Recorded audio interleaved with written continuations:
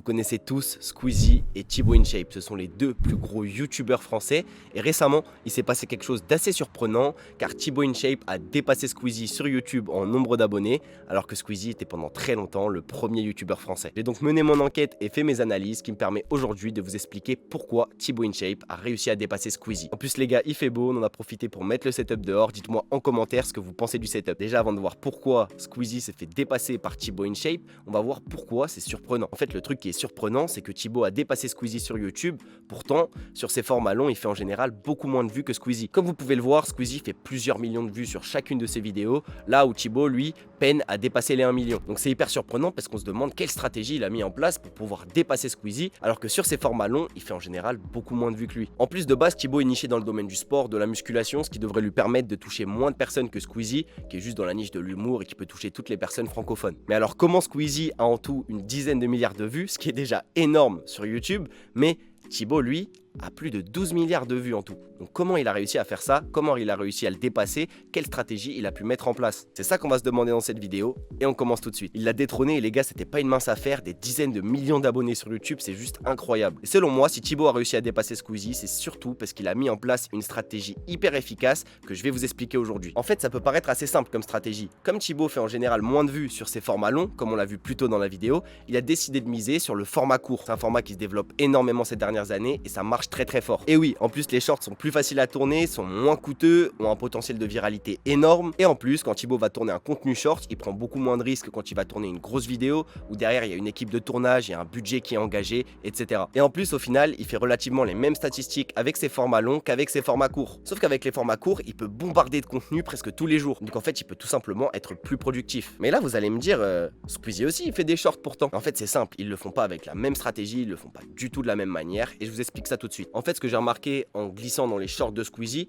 c'est que les 3/4 de ses contenus shorts, si c'est pas la totalité, c'est des extraits de ses formats longs qui sont coupés pour en faire plusieurs shorts. Et en vrai, ça fonctionne pas mal pour Squeezie. Il fait quand même des centaines de milliers de vues à chacun de ses shorts, mais le problème étant que ça reste du contenu qui n'est pas tourné, qui n'est pas pensé et imaginé pour du format court. Alors que Thibaut InShape, lui, il crée vraiment du contenu qui est destiné au format court. Ce qui lui permet d'avoir une stratégie hyper efficace, d'être hyper productif et de faire des statistiques incroyables. Mais les gars, je vous arrête tout de suite. L'astuce, c'est pas simplement de faire des contenus short. Parce que comme on l'a vu, Squeezie aussi, il en fait. Donc déjà, le premier point qui joue en la faveur de Thibaut InShape, c'est que lui, ses contenus short, il les crée spécialement pour du contenu short. Et c'est pas simplement des extraits de ses formats longs. Mais en fait, le point le plus important qui, selon moi, a permis à Thibaut d'exploser les scores et de dépasser Squeezie en nombre d'abonnés, c'est la stratégie suivante. En fait, Thibaut, il a décidé de miser sur des contenus universels, des contenus qui peuvent toucher n'importe qui, et ce, dans le monde entier. Et oui, vous avez dû voir il y a quelques temps Rabi qui avait lui explosé avec la même stratégie que Thibaut, faire des contenus universels. Mais en fait, c'est quoi un contenu universel? Comme j'ai dit plus tôt, c'est du contenu qui touchera le monde entier. Et pour cela, il faut casser la barrière de la langue. C'est ce que Thibaut et Rabi ont mis en place avec des contenus où ils parlent pas, tout simplement. En fait, il n'y a pas de script, il n'y a pas de dialogue, on comprend tout simplement à l'image et à la musique. Je vous mets un exemple de Thibaut pour que vous puissiez comprendre.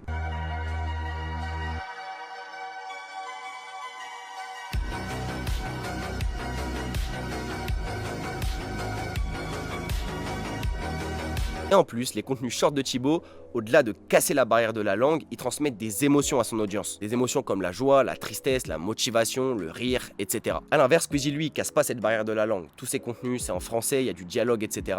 Donc en fait, tu peux pas toucher des gens à l'international. Par exemple, un Américain qui parle anglais, qui tombe sur un short de Squeezie, bah il comprendra rien, sauf s'il parle français, et donc ça pourra pas le toucher. Donc en fait, en faisant ça, Squeezie, il se limite et il peut toucher qu'un public francophone. Là où Thibaut, on l'a vu, casse la barrière de la langue, etc. Et ça lui permet de toucher un public beaucoup plus large. Et selon moi, c'est une des notions les plus importantes qui ont permis à Thibaut de dépasser Squeezie. Après, ce que j'ai remarqué, c'est également que Thibaut est beaucoup plus présent sur les formats courts en général, que ce soit sur Instagram, YouTube du coup, mais aussi TikTok, ce qui lui permet de renforcer encore plus son personal branding avec l'effet cumulé. Au final, quelqu'un qui le connaît sur TikTok, qui le revoit sur YouTube, bah, il va potentiellement s'abonner à sa chaîne YouTube, il va potentiellement regarder tous ses contenus short, et au final, les gars, c'est des effets cumulés impressionnants, et ça, Thibaut, il l'a très bien compris. Donc pour récapituler, ce qui aurait permis à Thibaut InShape de dépasser Squeezie, Squeezie en nombre d'abonnés, c'est de 1, le fait de faire des shorts universels. Il casse la barrière de la langue, il transmet des émotions et c'est génial pour toucher un public beaucoup plus large. Il est beaucoup plus présent sur les plateformes de format court comme TikTok ou Instagram. Il crée du contenu qui est spécialement destiné au format short, donc forcément ça marche mieux. Et enfin les gars, c'est la persévérance. Thibaut comme Squeezie, ça fait des années qu'ils sont sur les réseaux. C'est pas parce que Thibaut a dépassé Squeezie que Squeezie est mauvais, mais en tout cas Thibaut, il a pas lâché, il a bossé sans relâche et ça lui a permis aujourd'hui de dépasser Squeezie, ce qui est une performance exceptionnelle. Mais de ce fait, en regardant la vidéo, vous devez vous demander est-ce que je dois mettre en place et réutiliser la stratégie de Thibaut InShape? Eh bien, oui et non. En fait, ça va dépendre de tes objectifs. Par exemple, nous, on cherche à toucher exclusivement des Français, des gens intéressés par notre domaine. Donc en fait, chercher à toucher une audience plus large de gens qui parlent pas français et dans le monde entier, pour nous, c'est pas forcément intéressant parce qu'on cherche vraiment à avoir une audience qualifiée et intéressée par derrière les services et accompagnements qu'on propose. Donc si tu as relativement les mêmes objectifs que nous, qui sont du coup de développer une audience qualifiée en lien avec ta passion ou tes compétences, qui plus est une audience francophone, parce que le jour où tu veux convertir ton audience en client, sauf qu'ils parlent pas ta langue, bah là c'est hyper compliqué. Parce que c'est bien beau de faire beaucoup de vues, de les attirer sur ton compte avec des contenus universels, mais le jour où tu dois connecter avec eux, c'est beaucoup plus compliqué si tu parles pas la même langue. D'ailleurs, si tu as les mêmes objectifs que nous et que tu veux développer ta propre audience sur les réseaux sociaux, en description tu retrouveras notre formation gratuite Comment réussir sur Instagram en 2024. T'invite à aller regarder la formation et si elle te plaît, tu verras juste en dessous, tu auras un bouton pour réserver un coaching gratuit de 30 minutes directement avec nous. On a hâte de te retrouver là-bas. Mais pour en revenir à la stratégie Thibaut InShape, si comme nous,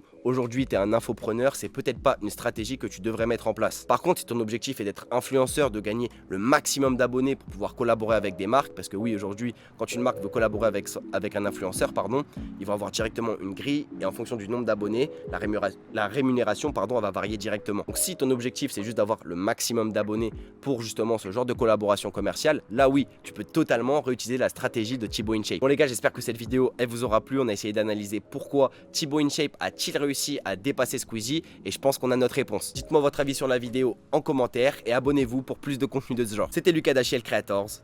Ciao.